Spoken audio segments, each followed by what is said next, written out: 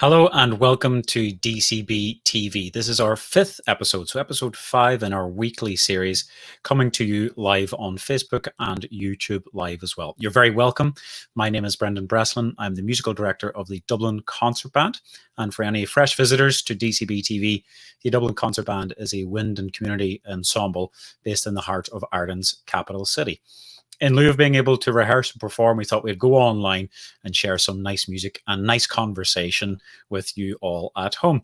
And this evening's very special for a number of reasons. We have some more of the wiser membership of the ensemble with the band joining us, 3 members this evening.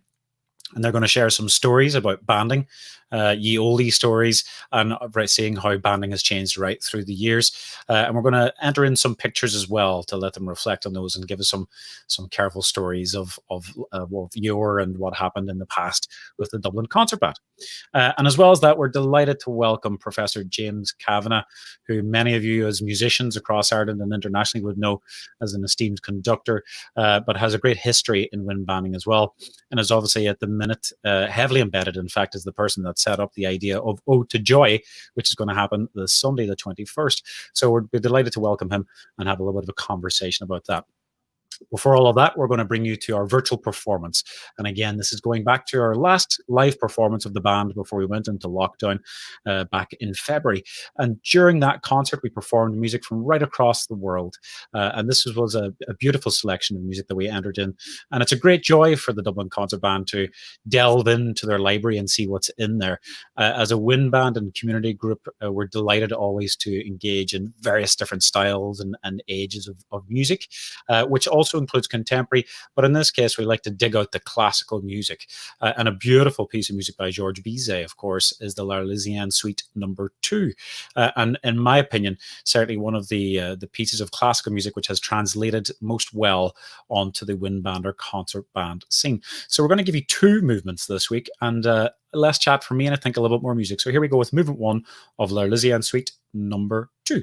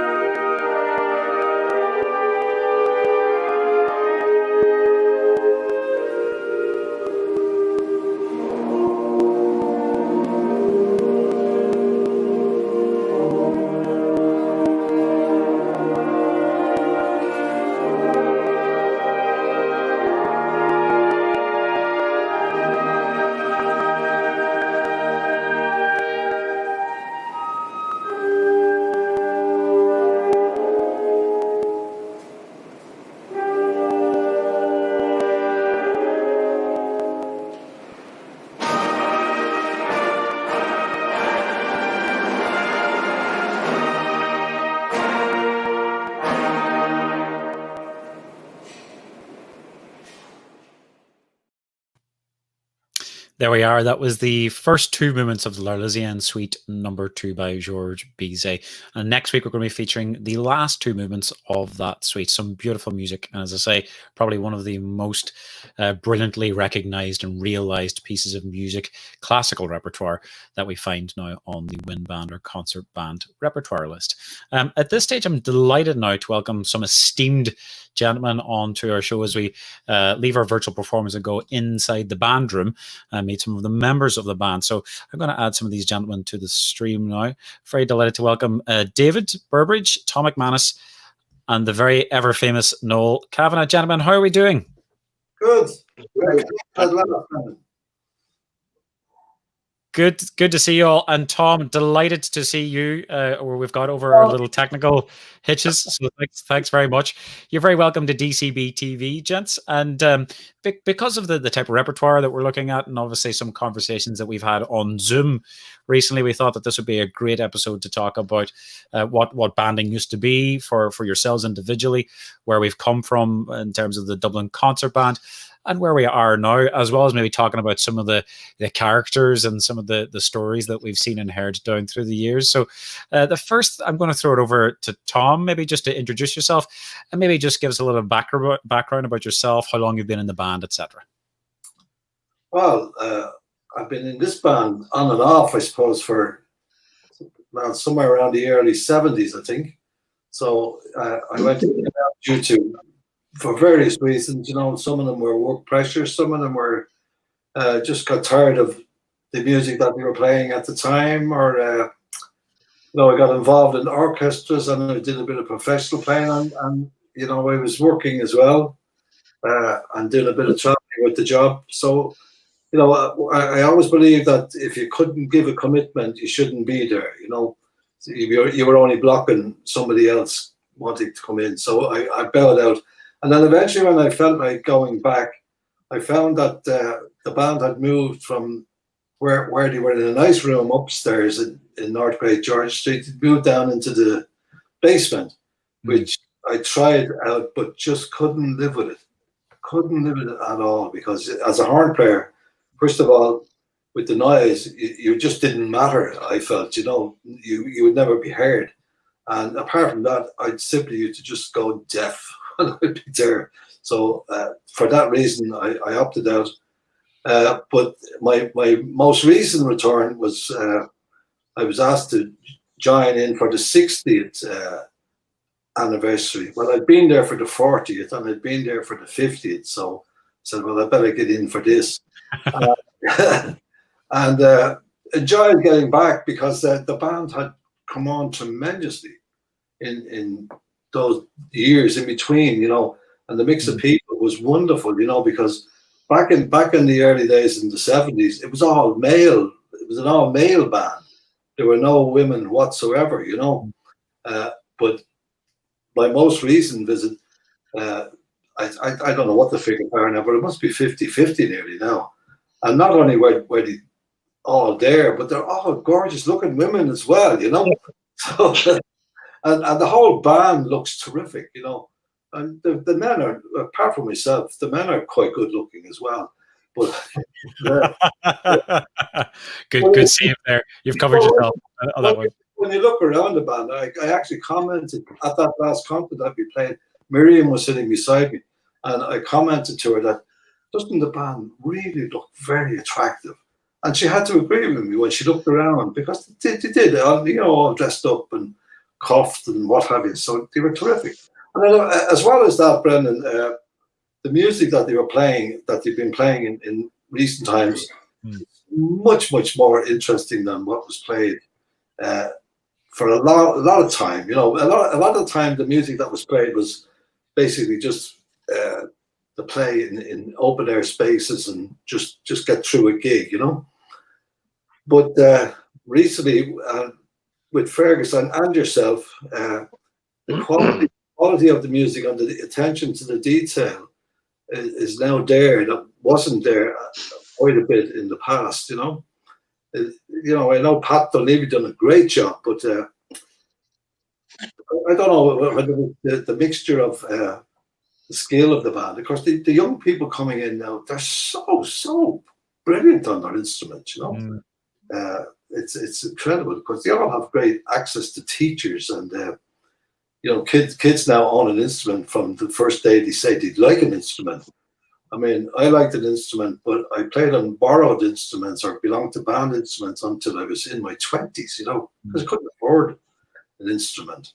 So, you know, that's a very long story. I was listening to myself telling that story, and I wrote it, I put it on tape, have it on my computer about 4 years ago, about my beginning, which was in the Boys Brigade in Church Street.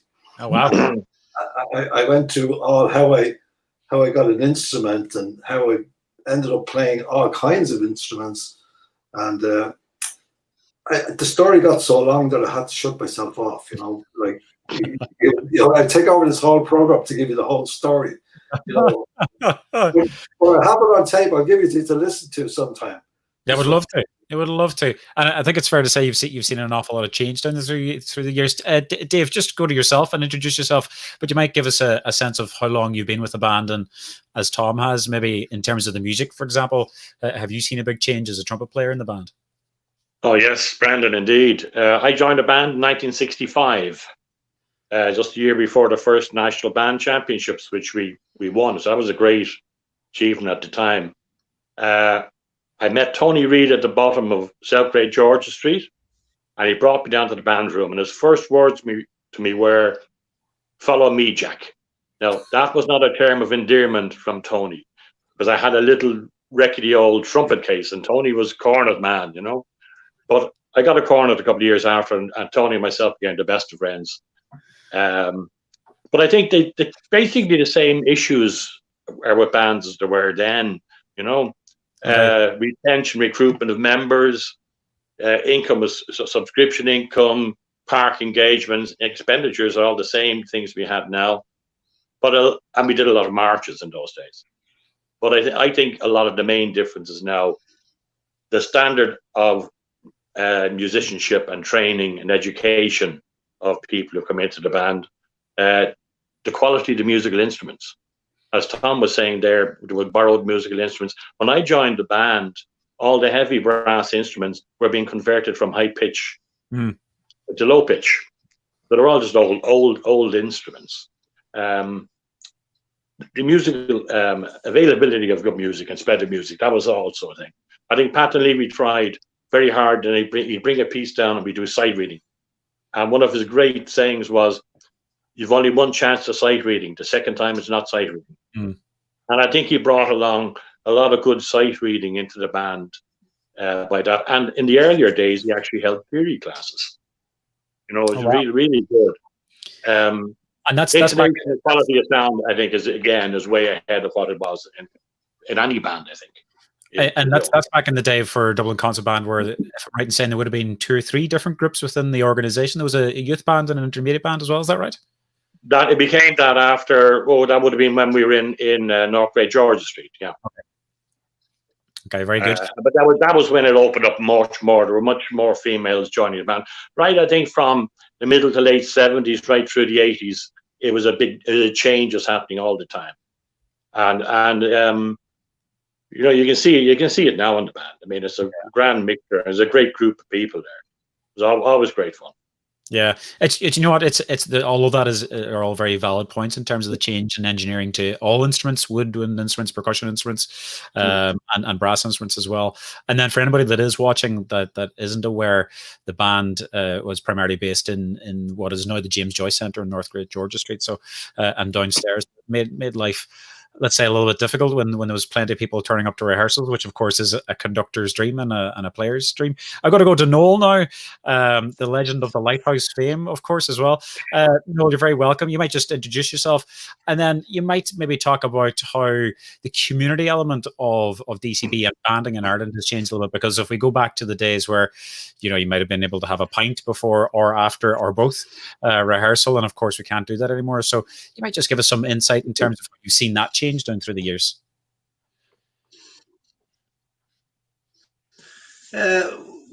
Basically in banding, I started off just briefly when St. Agnes's band, and Michael bought the first trombone.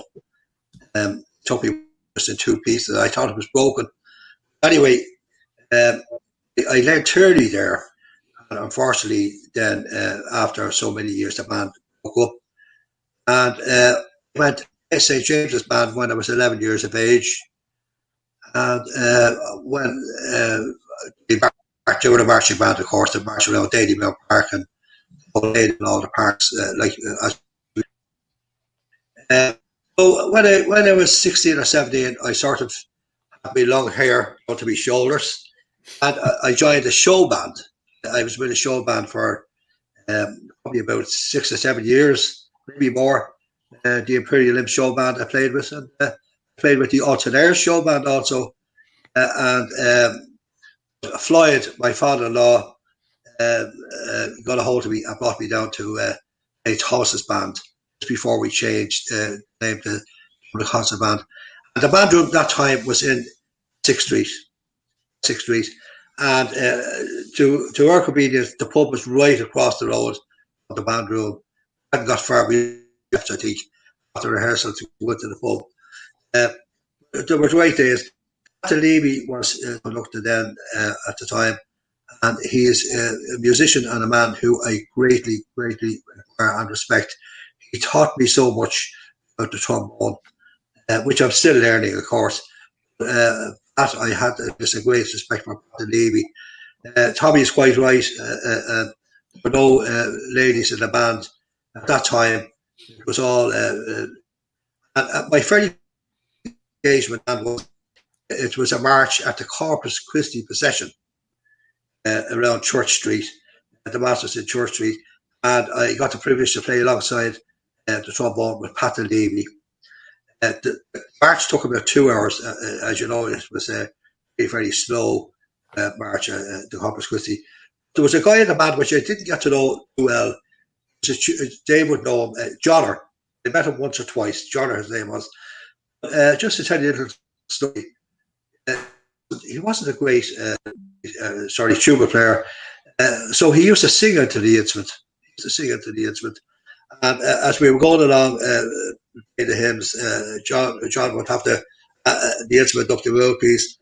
Would be going clapper on the valves, and he would be singing, "I sing a hymn to Mary," so forth, etc. And that's the way he would. It looked well because we had the 4 basses behind the trombone, and he was a filler in. There were great times, great memories. One of the first pieces I remember back in those days was Jim Croce. Croce, Dave would remember that. Tom would probably remember that as well. Yeah, I remember. And Pat played a lot of light music. Yeah, he played a lot of light music to bring the band on. And eventually he added the repertoire and got more difficult as it went along. But Pat was truly, he was an amazing man, and I have great respect for him. Great memories of Pat. Definitely, yeah, definitely. Brilliant, thank you, Tom. Just to ask you a question in terms of what you've seen of DCB or banding across Ireland in general. What would you say is the biggest change down through the years that you've seen for banding? The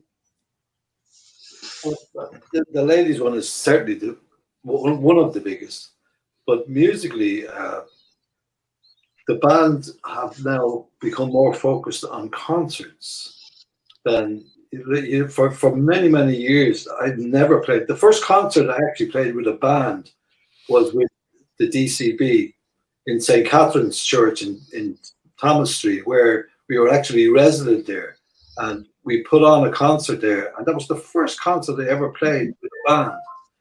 There were lots of I played with umpteen orchestras, and they only did concerts where bands only did marching and parks and what have you. So that's the biggest change now, where they're more oriented towards concerts. And the competitions substituted, I suppose, a bit for it down through the years. Although a lot of the players, including myself, felt the competitions were, wasteful really of the skills of people in the band. To concentrate on 2 or 3 pieces for several weeks or months was a bit of a nonsense really, when you could be playing so much great music, you know, and enjoying it. And if you had an objective like a concert, or even a reasonably good venue that you could play in, and like some of the venues that we're playing now, even in the outdoor concerts, are much better. Like you have the city offices there, which is a grand place we're playing. We play in Castletown. Is it Castletown? Yeah. Which is a nice venue. You know, the stables, and they're much nicer venues than we used to play, which were, you know, as my wife just said, you're going to play to the Seagulls again today, like on Biscuit Strand in Malahide, you know, and Ringsend Park and Sandymount and what have you, Scary Strand. We play, you know, you'd be playing literally to the Seagulls because nobody would be there, you know, particularly if the weather wasn't stealthy. Yeah. But now where we play, even in reasonable weather, you're sure to get a good audience, you know, St. Dennis and places like that. Where before, you know, you'd be lucky to get an audience, you know. Yeah, actually, just following on from that, Dave, how much do you think the audiences have changed? Have they changed down through the years? Because sometimes bands can be guilty of being their own best friends and having our own cohort that follow us. Has bands been able to branch out and reach other audiences, do you think, or is it still the same case? Oh no, definitely other audiences, no doubt about it. Much broader group of people and young people. And as Tom was saying, concerts are a much bigger feature now. But, you know, what kept the band alive in the past were doing park engagements and marches because there was very little money for them or coming in. I think the first time we started even traveling around the country was when Pat and Levy came.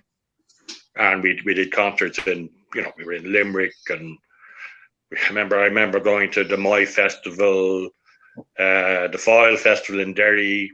You know, we travel around a bit, and they were great. It's still great when the band get away together. Now it's the only time we get to have a chat and a talk with each other by and large, because after rehearsal we all go home. And in the early days, the pub was nearly like a social club, and nearly go down nearly any day of the week and meet people that had the band in them, you know. Yeah. But it's now having a cup of tea at the interval. I like in rehearsals because you get a chance to at least say hello, how are you doing, how'd it go last week to somebody, you know, keeping in touch. But I think Pat and Tom was right too. Generally, music has been a big change. The availability of much better music. Go ahead there, Noel. Yeah, you wanted to add something? There was a saying, you might remember this saying, David and Tom, saying in the band that drinks together. We don't drink together except here, we're still together, thank God. You broke up a wee bit there, but we're assuming that you said a band that drinks together stays together. I think so. I think that certainly was a motto for bands right across the country. I tell you what I'm going to do at this stage, gents. I'm going to add in some pictures, and we'll see if you can spot them yourselves, spot people. If you can remember maybe where some of the pictures are. There's quite a few, so we're going to spin through them and see what we can see on this one. If you can see it on your screen now. I don't know if you can see that. All right, but that's the first one. That looks to me, funny enough, like a road trip or going to or from a performance or a competition. We're looking so happy, it looks like we're coming back. And any ideas circa what year? That's from Belfast, I think, Dave. Belfast. I recognise that, yeah. Could well be. Very good. And the young Phil Daly there, isn't it? Yep, I think Phil it is. Daly's son. I can see him down there behind Tom Delaney. Alan Daly, yeah. Alan, trombone player. And just to note, he was a brilliant bass trombone player. Just to note this gentleman, Dave, we were talking about him earlier on, from the famous lineage of the Reed family, of course. Yes, indeed. Tony's great. Great friend of mine, a great bands person, a great character. You know, a short time after that, Tony would have been up doing all his rock and roll down the bus, and he only had to be seen to be believed. Brilliant. And John McHale, Johnny would take out the clarinet and play, and we'd be singing, and he'd just say, "I don't like that key, Johnny," and he played in any key you wanted. He didn't. It wasn't just things he learned off. He could actually he'd play in whatever key you want. Amazing. I see Eric Ronan there as well. Very good. So that looks like it's a competition winner there of some sort. And I recognize this person.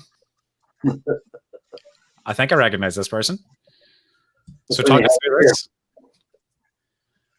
When you had I hair. recognise it. I've just I realized, recognise my wife all right. and funny enough, Noel, I recognize my wife as well. Yeah. So this was obviously a competition. Do we know what competition this was? I tell you a story. Can I tell you a story about that cup? Go for it. That trophy. I happen to be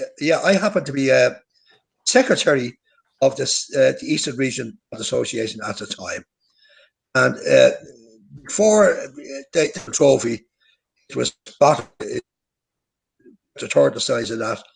I'm very annoyed about that. So I wrote to Heineken on Cork.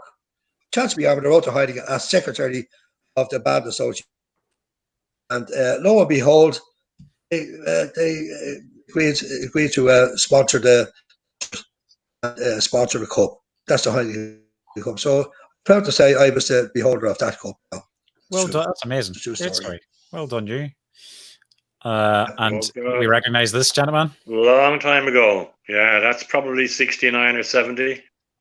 That's just one of the four of us who won the Anchor Cup, the Feshkiol Brass Quartet, with Tony Reid, Mick Nicoletti, and Tommy Duran on euphonium. You can see the old stands we had in those days. It's an old cast iron stand. That was in the band room in the Plasterers Hall in Essex Street. Wow. That's a long amazing. time ago. And of course, this gentleman that we were talking about already. A great friend, yeah. Famous Pat Dunleavy.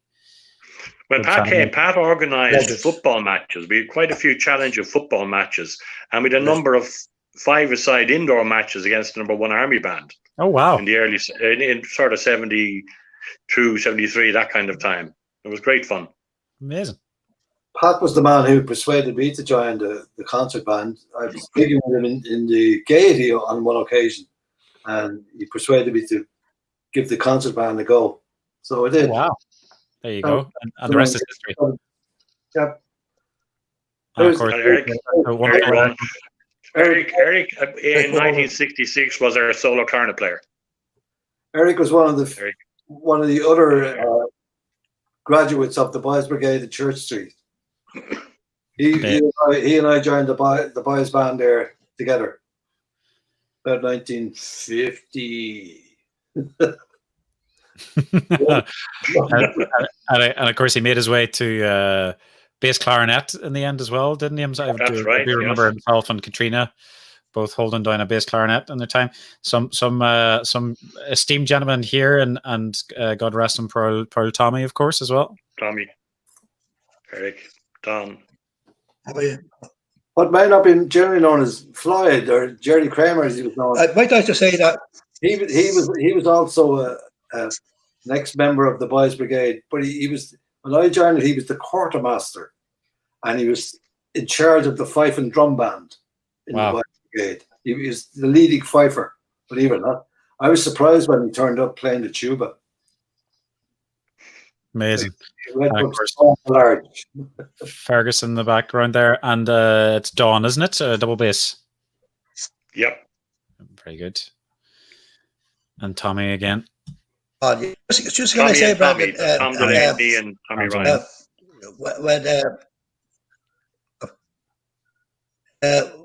Just going to say, Brandon. I was with St. Thomas's band, St. Dublin Concert Band. I joined the band in 1971. And then my brother Jimmy got the job of conducting the Transport Union Band. So obviously blood was thicker than water, and I went to the Transport Band. I was there for about 6 or 7 years. And unfortunately, politics got a hold, and the band did that. But the ball, they managed to bring along some finest players in Dublin Concert Band: Tommy Ryan, Michael Kavanagh, John Barr, Tony Barr. I can't think of who else. There was 5 or 6 I brought over now at the Dublin Concert Band. Because when you get to our age, you've probably been with most bands. I have.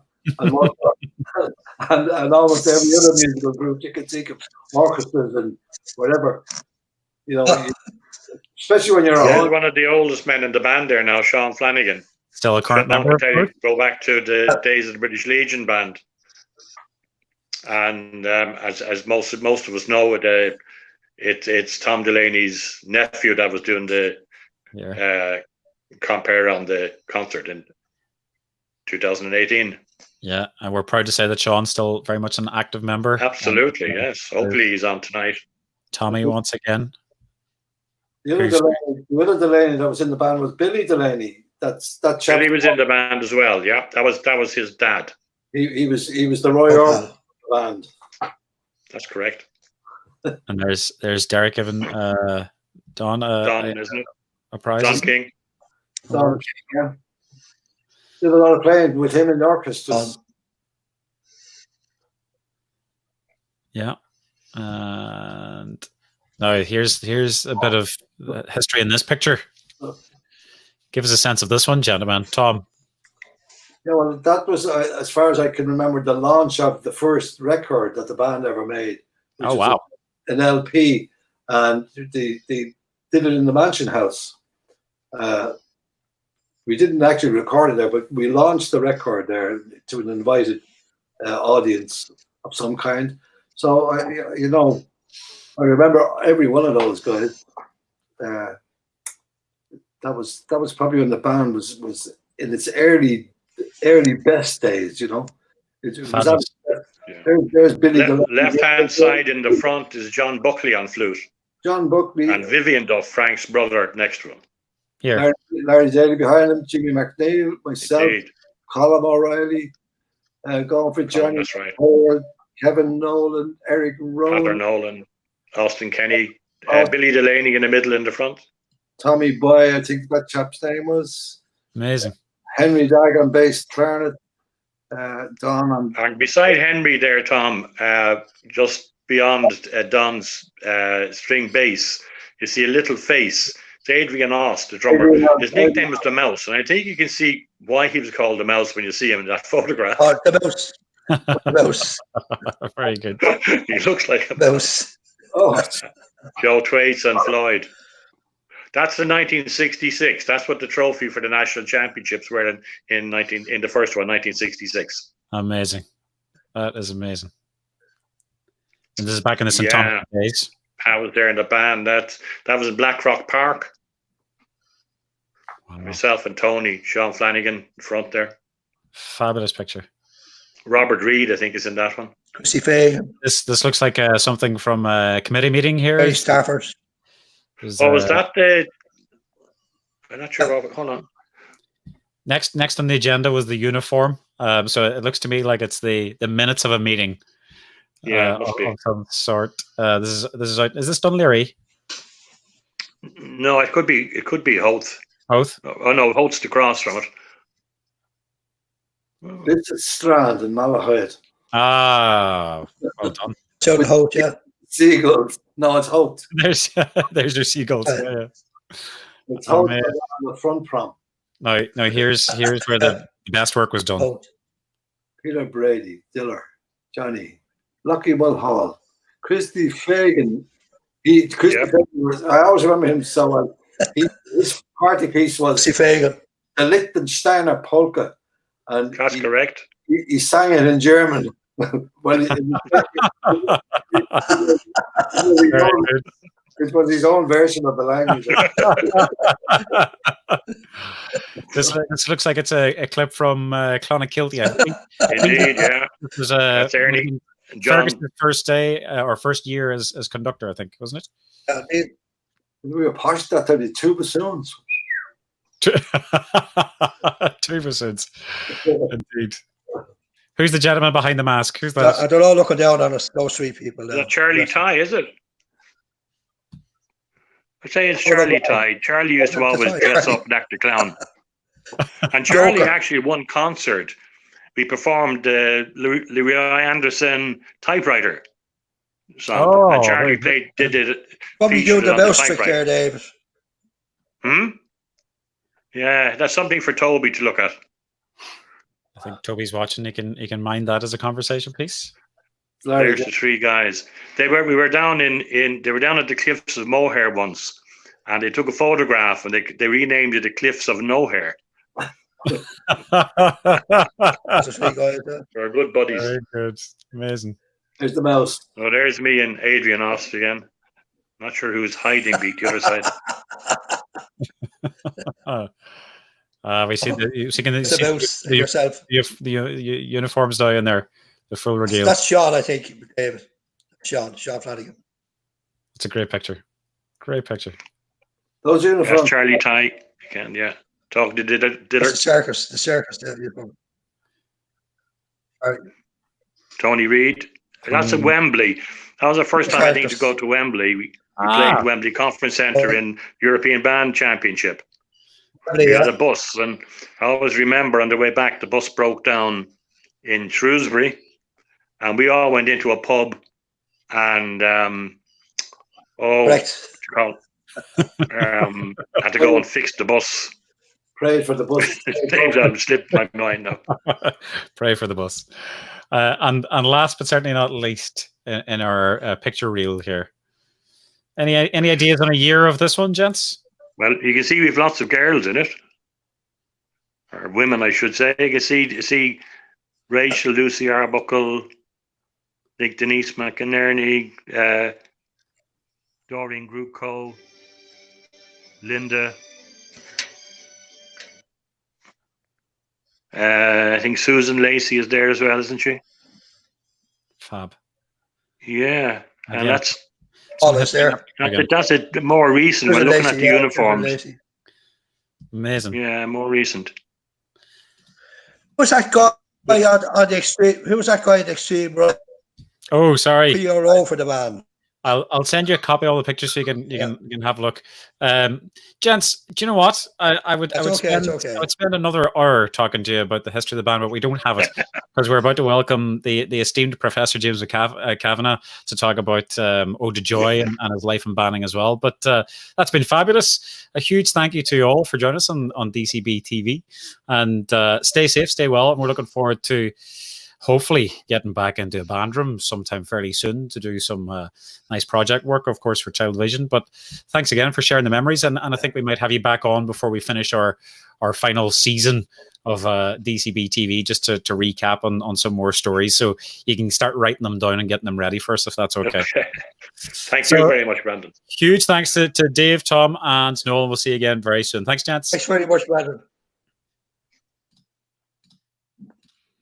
There we are. That was Dave, Tom, and Noel, of course, from the Dublin Concert Band. And as I said, now we're just about to welcome a very special guest, a good friend and colleague of mine, and no stranger to the banding world, of course, and that's Professor James Kavanaugh. But before we do that, one of the topics that we're going to be discussing is essentially this.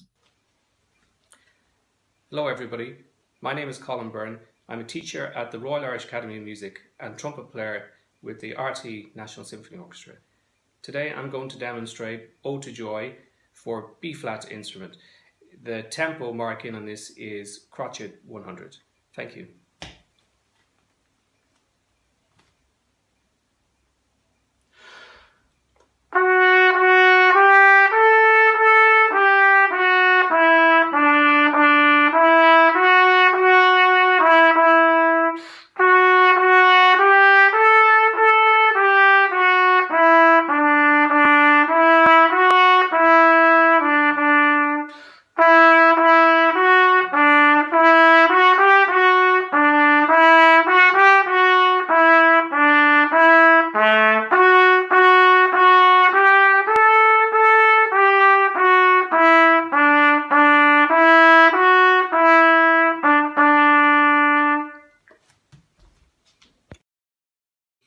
And that, of course, was Ode to Joy, played by the fabulous Colm there on trumpet. And the brainchild behind all that, to give us a little bit of information about himself and his life and music, and hopefully a bit of information about how he's seen the change in banding as well down through the years, is Professor James Kavanaugh. Jimmy, how are you doing? Great.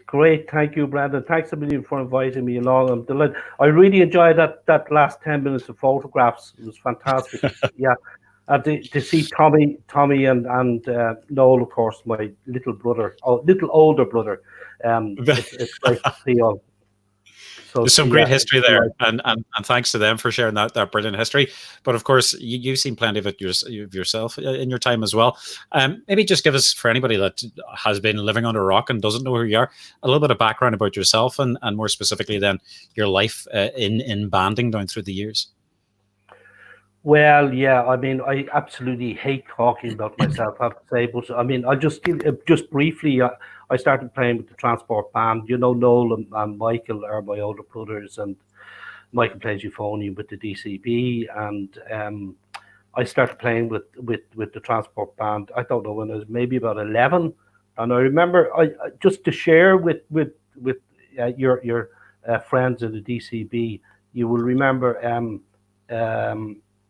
Jimmy Welch. Most of you probably might remember Jimmy Welch, who played the piccolo in the Transport Band. And Michael used to bring me down to the band every Sunday morning down to Liberty Hall, and I sat under the right arm, the right elbow of Jimmy Welch. I was small enough to do that, and I was totally infatuated by the fact that his third finger on his right hand was short.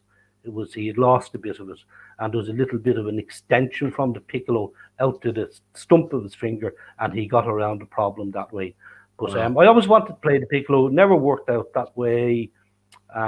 Michael then we obviously at the time, it was tricky enough to be purchasing instruments, so Michael managed to get me a cornet, come home in a little leather bag one Sunday afternoon, and so that was it, really, I suppose. I played the Transport Band for a long time. They were very good to me, really good to me, because they sent me off on a scholarship to the College of Music, and I studied there for a while, and then went to play with the Army Band, and I think, what was I, 16 years of age when I went there, stayed there for a couple of years, and managed to get to play with the Symphony Orchestra. And it was just at that time then, John Carroll, who just passed away relatively recently, he retired from the Transport Band, and I've no idea to this day. I really don't know.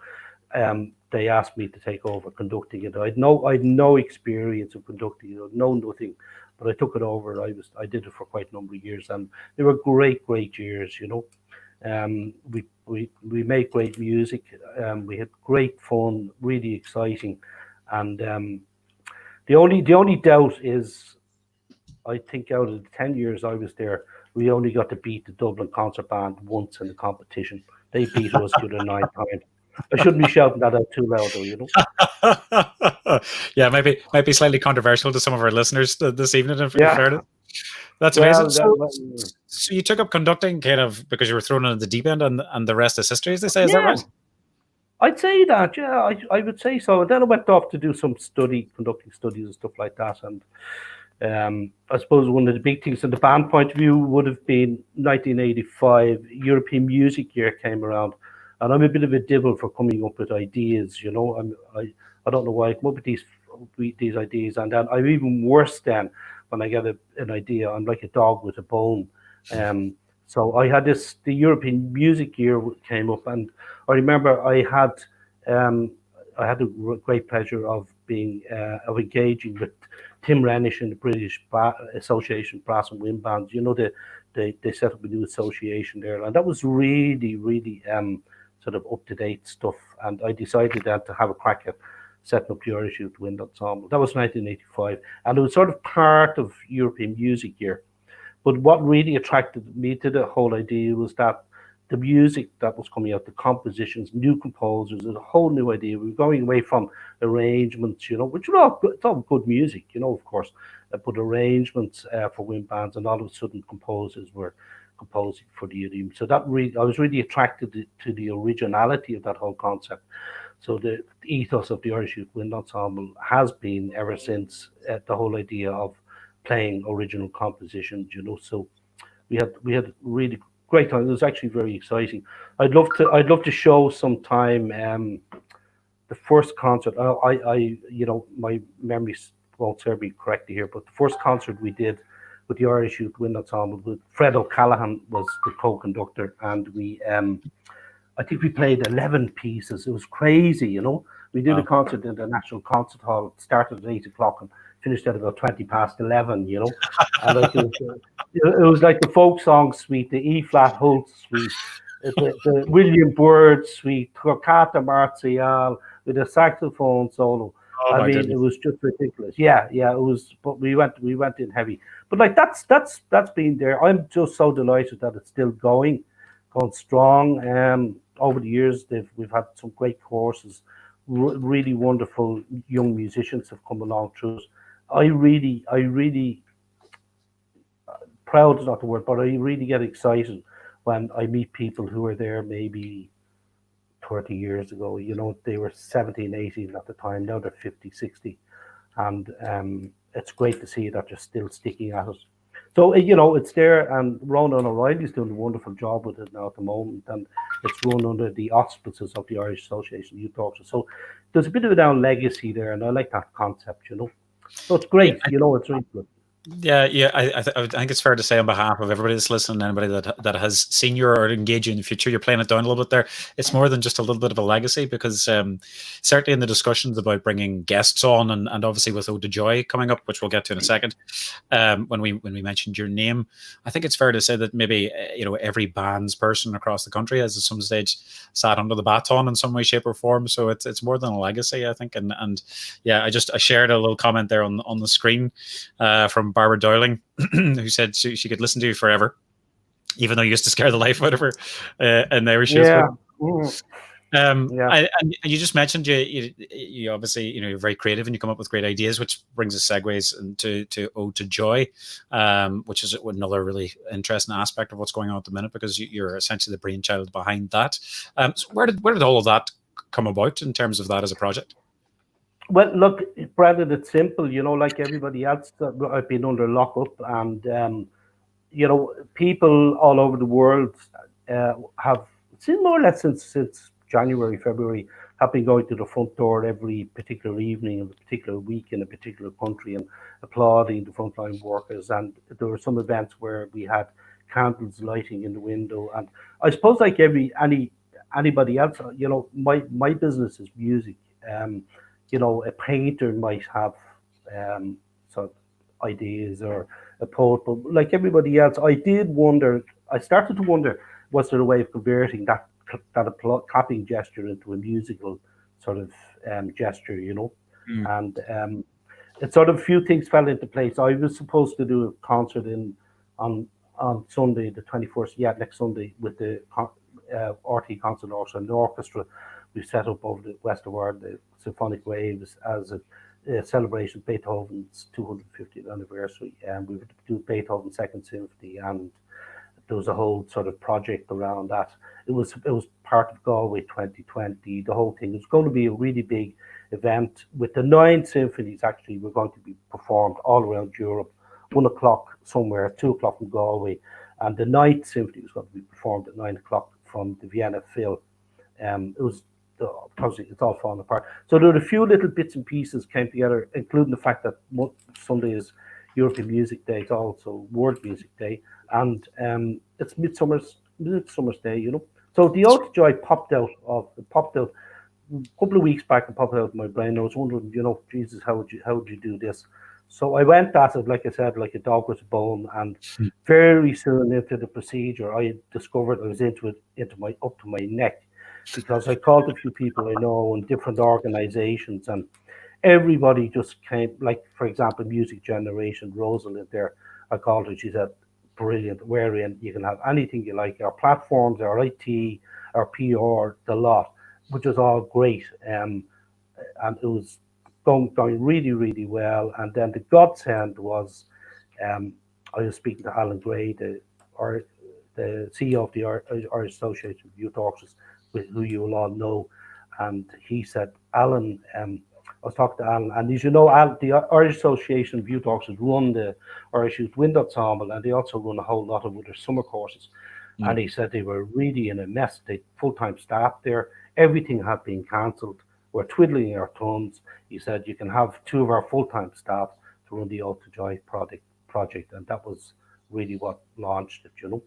So it's great. Like, we've 30 national organizations on board: RTE, Irish Chamber Orchestra, the Army Band, Concert Band, everybody's on board, and yeah, so it's taken wings. I was saying to someone the other day that it started off with legs, and then it took off with wings, and now it fundamentally is 2 jet engines behind it. It's just fantastic, you know. It's really, yeah. It's amazing. Well done. So, vision and a great project. And what are you going to be doing yourself on the 21st? Well, we're going to go to at 6 o'clock. We're going to launch it from the concert hall. We were going to do it from the steps, but we had a chat there today with the concert hall staff, and the weather might be a bit dicey, so we just made a decision. We're going to broadcast it from the auditorium, which will be the first time that has been used in 3 months. I'll have about 15 musicians on the stage, a couple of from NSO. There'll be a trumpet player from the Army Band, trumpet player from the Garda Band, an uilleann piper, an Irish harp player, a representative from the Band Association, Kevin Tears on E-flat horn, an Artane Boys Band guy playing the euphonium, Cormac O'Hagan playing French horn. We're going to have the president is going to inaugurate, launch the thing, you know, with a few words and stuff like that, and we're going to play 3 verses of that piece with the words. And actually, I don't know whether I have time to just let everybody know about this, but you'll know the Ode to Joy is the last bit of Beethoven's Ninth Symphony, and it's in German, and the music was set to words by Schiller. And like, I was thinking to myself, you couldn't really ask some poor lady in Donegal to go out to her front door and start singing pieces by Schiller in German. You know what I'm saying? Yeah. So we approached Poetry Ireland, and they have a poet in residence, Catherine Ann Cullen, and she took on the task of setting the lyrics to the Ode to Joy. So we actually have the lyrics now for people to go to sing. So not only, you know, people don't play an instrument. If you don't play an instrument, they can still go out and sing it. And even if they don't want to sing it, they can go out and recite the poem. You know, amazing. So like, yeah. So really, what it is, I mean, but getting back to the really important bit about it, the important bit about it is that it's a tribute to all of those frontline workers, from all of us musicians, and you know, we're sort of making what we do a bit more meaningful. So that's fundamentally it, you know. And just you might not want to know that what I'm really excited about is that there's a brass quintet in the symphony orchestra. Colin, who's playing there, and a couple of the other lads are going to play in the hospice in Harold's Cross at 6 o'clock. So they're going to listen to the broadcast. They listen to the broadcast. They're going to play the Ode to Joy 3 times, and then they're going to give a half-an-hour recital for the hospice. And I know they're weeding some of the patients out, and they're going to open up all the windows. So that for me, and Noel, if he's there, will understand exactly what I'm talking about. That's very poignant for us, because we lost our brother 3 years ago, and he spent the last 6 months of his life there. So we know the hospice inside out. So that's really poignant for us, you know. But I'm really delighted. Getting back to the bands, Brendan, the Irish Association of Bands have come on board with this from day one. Kevin Tears, absolutely fantastic. I'm delighted to see the Dublin Concert Band being involved in this as well. So thank you. No, not at all. And great thanks to Derek and the committee, and we're in Sheehan, obviously, who you would know as well, and the band are organising, I think, 3 or 4 different performances right across. They've allowed the North-South Dublin split to work in their advantage, so we're going to be having various different pockets of performances right across the city.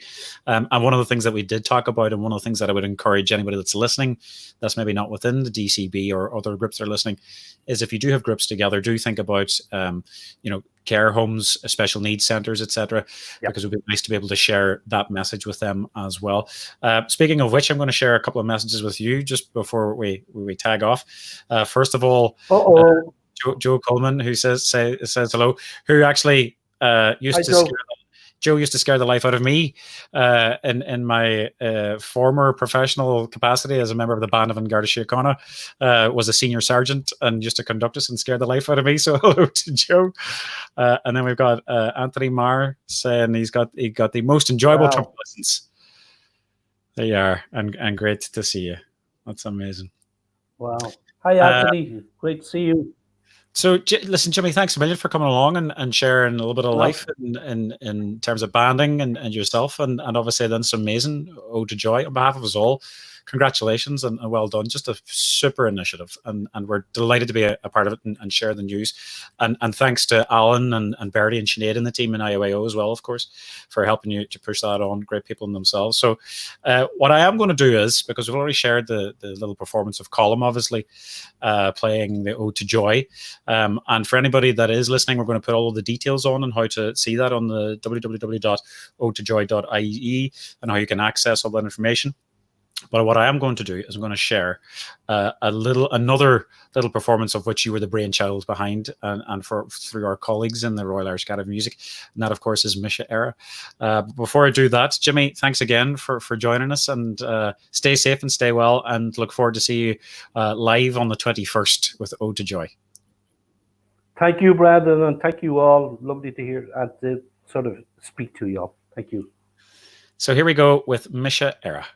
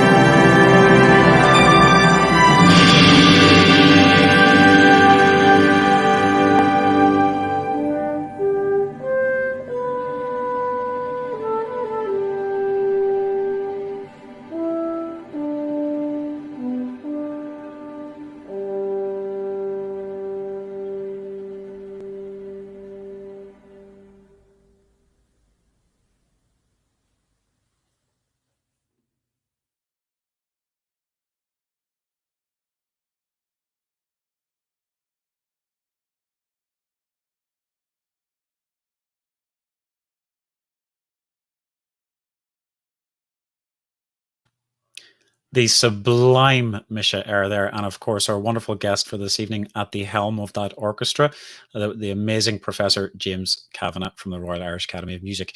And I'd really urge you all to get out and support this Sunday, the 21st at 6 p.m. It'll be beaming live to you from the concert hall, as Jimmy mentioned. But do make sure that you reach out and stand outside that front door and sing loud and sing proud. And if you're an instrumentalist, you can access all of the music and some how-to videos on the website www.odetojoy.ie as well. Thanks again to our other guests that were on the show, which included Tom, Noel, and Dave, and giving us some of that wonderful history of the Dublin Concert Band and banding in general down through the years. For next week, episode 6, we've got more of the same. We're going to meet some more members of the band, some more virtual performances. We'll have movement 3 and 4 of the Elysian Suite number 2. And as well as that, we're going to be releasing more information, more exciting news about our upcoming fundraiser with Child Vision, the Centre for the National Centre for Children with Visual Impairments. So that's it. Thank you very much for joining us once again. Stay safe and stay well. And that's it from DCBtv for another week.